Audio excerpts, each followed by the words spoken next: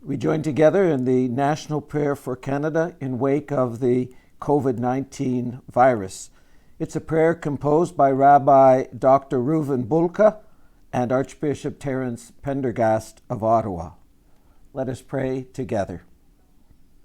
O God, we gather together separated by life-saving distancing, but united more than ever in spirit. We know we are in a war against COVID-19 together, and the more together we are, the better and stronger we will emerge. We know that the challenges are enormous, yet so are the opportunities, that whether we are in isolation with loved ones or alone, we will have an abundance of time. We commit to using that time fruitfully to help those in greater need in whatever way we can. We know that we all have the opportunity and time to protect and enhance life. We give thanks for those who are on the front line, taking care of those who are unwell. We give thanks for the researchers who are working at breakneck speed to find a cure and vaccine. We give thanks for our leaders, federal, provincial, and local, for their dedication to all of us.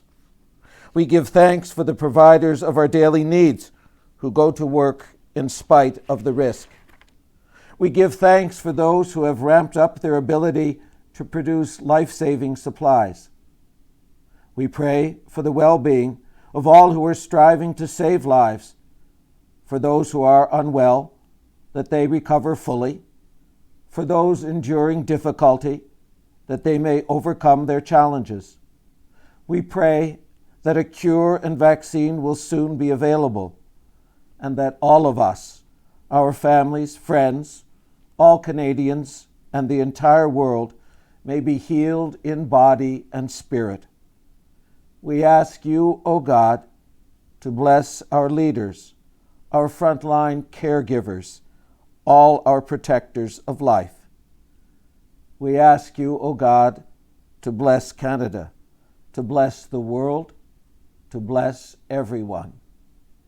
Amen.